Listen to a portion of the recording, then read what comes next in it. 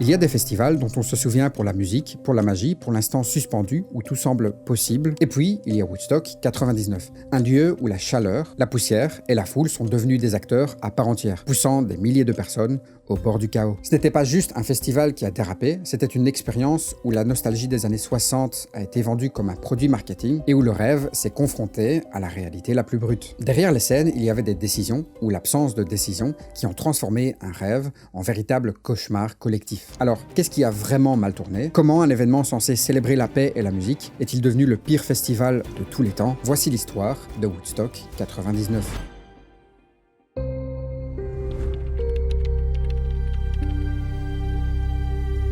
Notre histoire commence avec un mythe, Woodstock 1969. Ce festival, c'était 3 jours complètement fous de boue, de pluie, mais surtout de musique à fond. Mais plus que ça, c'était un souffle collectif, quelque chose de presque magique, qui allait rester gravé dans les mémoires et entrer dans la légende. Au début, Woodstock c'était un simple festival organisé à la va-vite, un peu improvisé, mais très vite, ça a dépassé le simple cadre d'un festival. Ce n'était plus juste un rassemblement de musiciens et de fans, c'était devenu le symbole d'une génération entière. Une génération qui rêvait d'un monde basé sur la paix, l'amour et la liberté. La programmation réunissait des noms emblématiques comme The Who, Carlos Santana, Jimi Hendrix, Janis Joplin et bien d'autres. Comme vous l'aurez compris, Woodstock en 1969 offre 3 jours de musique exceptionnelle. Mais par contre, tout n'y était pas parfait, parce que la drogue circule beaucoup. Plusieurs personnes sous influence se sont d'ailleurs blessées aux yeux en fixant le soleil avec les pupilles dilatées, ce qui leur a provoqué des brûlures. Mais la drogue sera aussi à l'origine des premiers morts à Woodstock. Et en plus de ça, dès les premiers jours, la pluie tombe abondamment, inondant les routes et les champs. Les participants s'enfonçaient jusqu'aux chevilles dans la boue, dormaient à l'air libre, et certains musiciens refusaient même de se produire par crainte d'électrocution. Les toilettes étaient insuffisantes, les déchets s'accumulaient partout, et le nombre de secouristes présents était limité. Mais pourtant, malgré ou à cause de tout ça, Woodstock était devenu le symbole de la culture hippie. Les valeurs humanitaires y étaient célébrées, et la seule propagande autorisée était celle de l'amour. C'est précisément cette atmosphère qui a rendu Woodstock iconique. Et 25 ans plus tard, en 1994, il y a eu la première tentative de retour. Woodstock 94 attirait des foules énormes, prêtes à revivre un peu de cette magie, mais cette fois, on sentait déjà que le monde avait changé. Les sponsors étaient partout, les billets coûtaient une fortune, et l'organisation ressemblait plus à une machine commerciale qu'à un rassemblement spontané et bienveillant. Pourtant, l'esprit du mythe n'avait pas complètement disparu. Il flottait quelque part derrière la grandeur de l'événement, mais malheureusement, ce festival ne s'est pas déroulé comme prévu. Le festival de 1994 sera surnommé Mudstock, en référence à la boue qui était présente, vu que le principal problème était les conditions météorologiques. Le premier jour, le temps y était assez chaud et sec, mais dès le lendemain, vers midi, une tempête éclate. L'eau rentre alors dans le sol du champ où se tenait le concert, et les participants se retrouvaient littéralement à prendre des bains de boue. En plus de ça, environ 160 000 tickets avaient été vendus, mais le nombre réel de participants était plutôt vers les 300 000. Pourtant, malgré la météo et les intrus, les organisateurs du festival considéraient que Woodstock 1994 s'était plus ou moins bien déroulé. Et puis, en 1999, pour la 3e édition, quelque chose change vraiment, et la logique du festival prend alors une toute autre dimension. Michael Long, le fondateur de Woodstock 1969, n'était plus dans cette idée de faire vivre un rêve. Cette fois, il voit plus grand et surtout plus rentable. C'est simple, il va décider de transformer Woodstock en une véritable machine à cash. Et pour y arriver, il ne travaille évidemment pas seul. Il s'entoure de John Scher, un producteur expérimenté, et d'une équipe complète d'investisseurs, de sponsors et de partenaires prêts à mettre de l'argent sur la table. L'idée, c'est que rien ne soit laissé au hasard. Il faut savoir qu'à l'époque, MTV est la chaîne au sommet de son influence, et que pour Woodstock, elle est prête à diffuser l'événement en direct. Une couverture mondiale instantanée, avec des images et des clips qui vont tourner en boucle. Bref, un vrai boost médiatique et surtout une publicité continue qui va faire grimper les ventes et la notoriété. Tu l'as compris, dès le départ, le ton est donné, tout est pensé comme un outil marketing. Le festival ne se conçoit plus seulement comme une célébration musicale ou un moment d'utopie, mais comme un produit qu'il faut vendre, emballer et rentabiliser. Déjà, le choix du site en dit long sur l'état d'esprit des organisateurs, parce que plutôt que de chercher un cadre naturel, un lieu qui respire la musique et la liberté, ils choisissent Griffith Air Force Base, une ancienne base militaire située à Rome, dans l'état de New York. Et personnellement, je trouve ça assez bizarre d'organiser un festival qui prône la paix sur une base militaire. Mais bon, apparemment pour les organisateurs, c'était parfait. Un espace immense, facile d'accès avec des parkings géants et même des pistes d'atterrissage pour gérer le flux des visiteurs. Tout est pensé pour accueillir un maximum de monde et vendre un maximum de billets. Et pour les festivaliers, l'expérience promet d'être très différente des éditions précédentes. Et d'ailleurs, le slogan du festival ne laisse aucun doute, Woodstock, le festival qui va tout casser. Et malheureusement, sur ce point, il ne mentait pas. Parce qu'à l'approche de Woodstock 99, le tableau est clair. D'un côté, la promesse d'un événement colossal prêt à entrer dans l'histoire, et de l'autre, une logique commerciale qui efface l'âme du rêve derrière les chiffres, les flyers et les réunions stratégiques. Et c'est précisément ce décalage, cette trahison de l'esprit originel, qui va poser les bases du chaos à venir.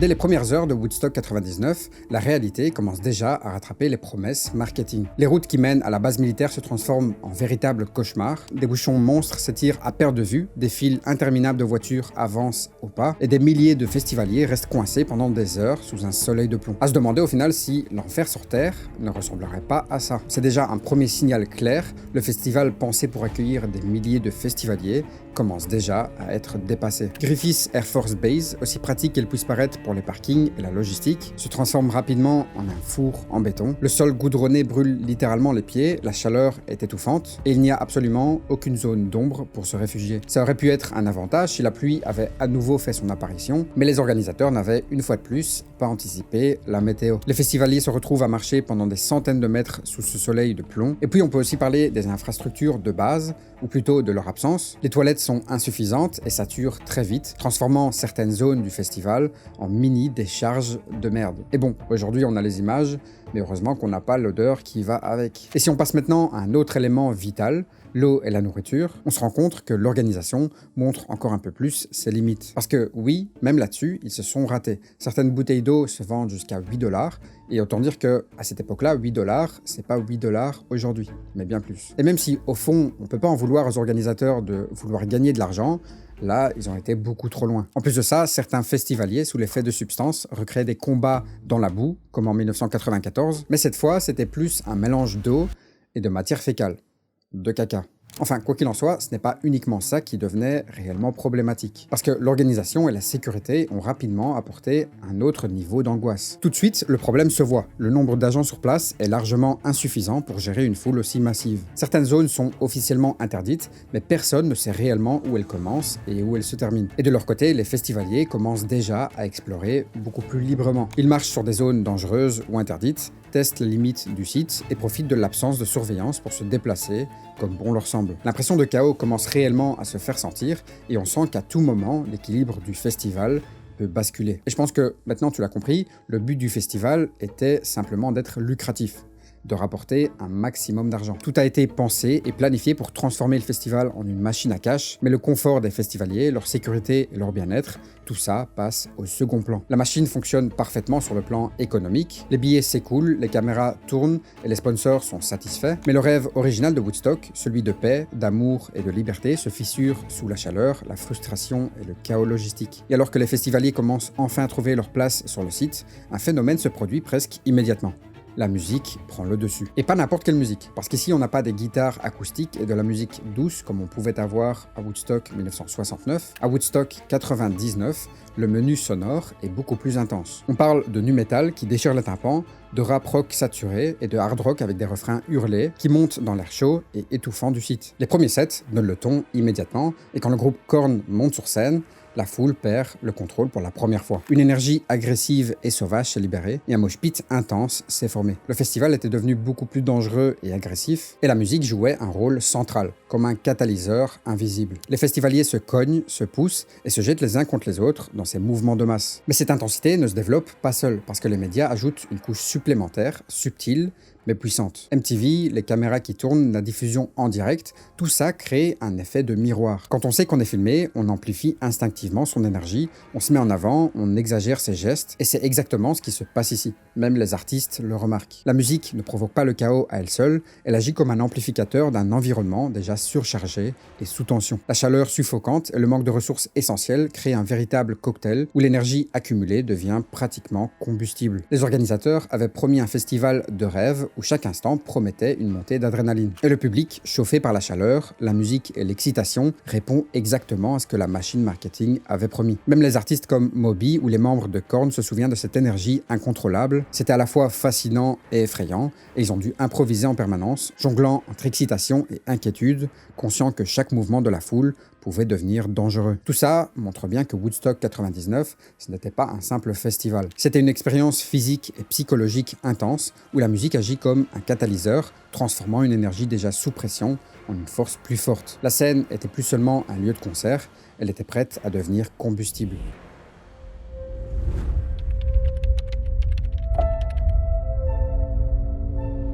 Le premier jour, ce ne sont que des petites étincelles dans une atmosphère déjà électrique. Rien de dramatique, mais assez pour que la sécurité reste constamment au travail. Puis vient la deuxième nuit, et avec elle, les tensions s'intensifient. Cette fois, les incidents ne sont plus anecdotiques, ils deviennent visibles et graves. Les premiers stands sont pillés, des petits incendies apparaissent dans certains secteurs, et les mosh pits, déjà violents, deviennent de plus en plus intenses. Tout ça transforme certaines zones en véritable chaos. En plus de ça, la police et le personnel de sécurité sont complètement débordés. Et puis arrive le troisième jour, ce qui sera le véritable point de rupture du festival. Ce qui n'était jusqu'ici que des tensions et des petits débordements devient un chaos total et incontrôlable. Les têtes d'affiche de cette soirée-là étaient les Red Hot Chili Peppers. Mais leur performance ne se déroulera pas comme prévu, et en réalité, elle annonçait déjà le début de la fin. Parce que pour clôturer leur set, les organisateurs décident de distribuer des bougies au public pour qu'ils puissent les allumer pendant la chanson Under the Bridge, et après coup, ils se sont vite rendus compte que c'était une très mauvaise idée. Parce que les bougies ont bien été allumées,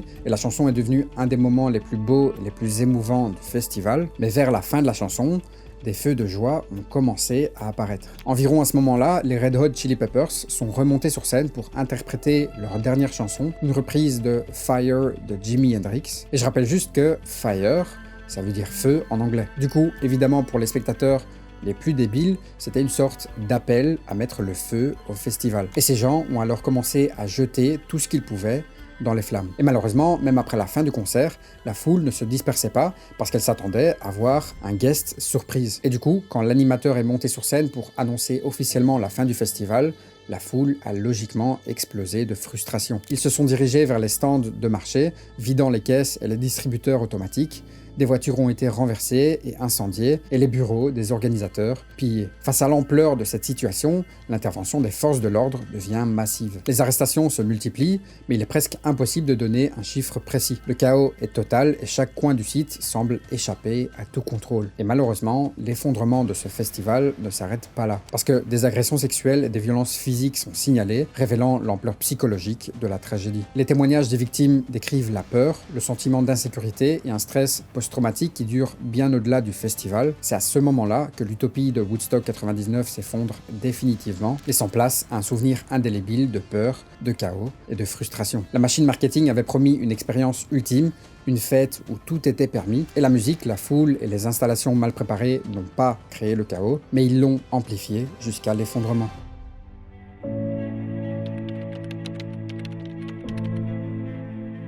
En 1999, tout avait été soigneusement planifié pour vendre du rêve. La machine marketing promettait une expérience ultime, une fête où tout semblait possible, où la musique, les amis et l'euphorie allaient créer des souvenirs légendaires. Mais la réalité était très différente, parce que Woodstock 99, ce n'était pas seulement un festival raté, c'était une combinaison explosive de mauvaise planification, d'excès humains et de promesses marketing décalées, avec des conséquences très réelles pour toutes les personnes présentes sur le site. Et quand la poussière qui envahissait Woodstock 99 a disparu, tout est devenu plus clair. Après ces 3 jours de destruction, ça a été un véritable tourbillon administratif et légal pour les organisateurs. Les forces de l'ordre se sont retrouvées à enquêter sur des agressions, des vols, des incendies et d'innombrables dégradations. Très vite, des actions en justice ont été lancées, impliquant non seulement les organisateurs, mais aussi des entreprises de sécurité, certains fournisseurs et même des sponsors. Et même si très peu de sanctions pénales ont frappé directement les organisateurs principaux, le procès civil et les réclamations ont mis en lumière des responsabilités partagées. Finalement, Woodstock 99 était devenu un laboratoire social, un miroir de son époque et un exemple extrême de ce qui se passe quand les rêves et le profit se heurtent à la réalité humaine.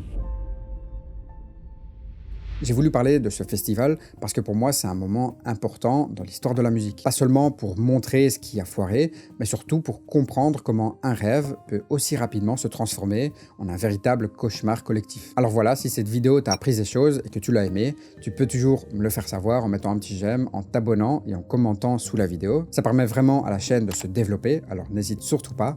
Et nous, comme d'habitude, on se retrouve très prochainement dans une prochaine vidéo pour une nouvelle histoire.